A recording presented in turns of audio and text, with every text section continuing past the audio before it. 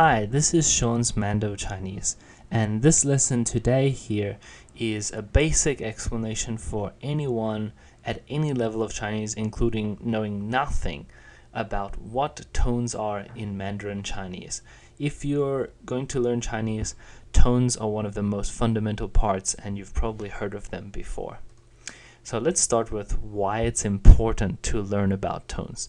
The first part is it's important to start with these because they're one of the hardest parts of Chinese pronunciation, especially for foreigners. Even some veterans, people who've learned Chinese for many years, can struggle with tones and slip and make mistakes. The other thing is tones are absolutely fundamental. They're a crucial part of Chinese pronunciation. They're an essential element. And they may be difficult for foreigners, but they're also beautiful. They also make the language and the pronunciation of the language beautiful. So here's a main statement, and if you can, memorize this or just understand the meaning of this statement, then you'll essentially understand how tones work. Maybe you won't be as good with the individual tones, but you'll get the concept. So here goes. Whereas in English, tones are used in speech to impact the inflection of a word or sentence. That means to add a feeling or an emotion to a sentence.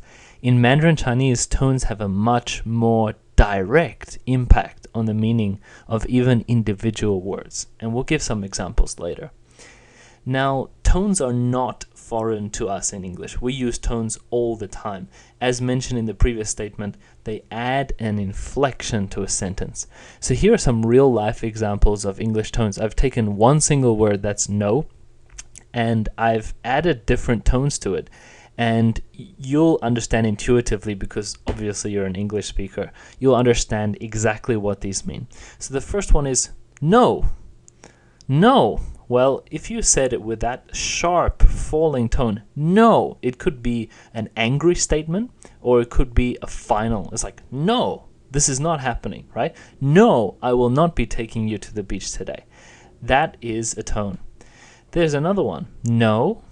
No, in a rising tone, kind of indicates a question, and it can represent surprise or curiosity. So for example, maybe you're with a child and, children love ice cream, but this kid, for whatever reason, doesn't want ice cream. So you'd say, no, you don't want ice cream? You notice no and don't are both rising tones. And here's another one. No. So when said in this kind of level tone, it can be used perhaps before further elaboration. So for example, if someone asks the weatherman, hey, weatherman, will it be raining today? And he's kind of doubtful, but he wants to explain. So he says, no, I don't think it will be raining today. Do you hear the tone in no? That's a high-pitched level tone. Now, all three of these tones that I've given as examples are actually real tones that exist in Mandarin Chinese.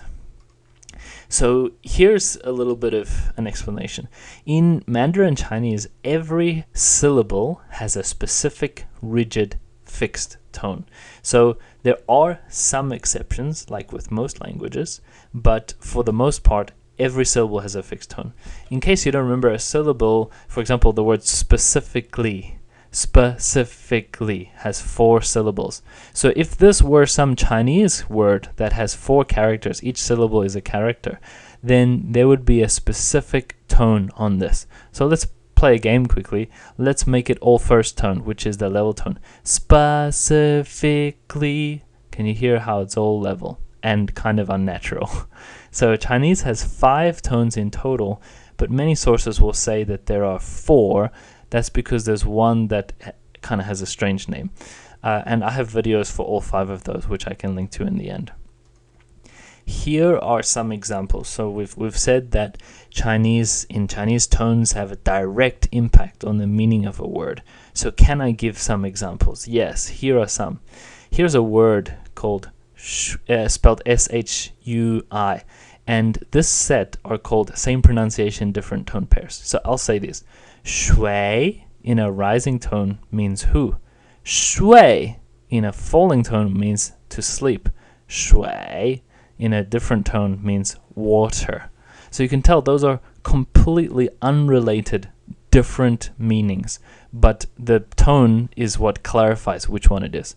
Here's another set, and this is quite commonly quoted by people who teach Chinese, this MA set. So ma is mom, ma in a rising tone is nam, ma in that other tone is horse, ma in a sharp falling tone means to scold, and ma is used to ask a question.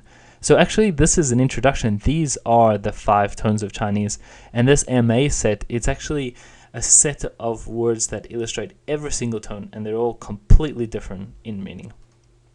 So I hope that this explanation has helped you, and there will be links to other videos that I'll put here.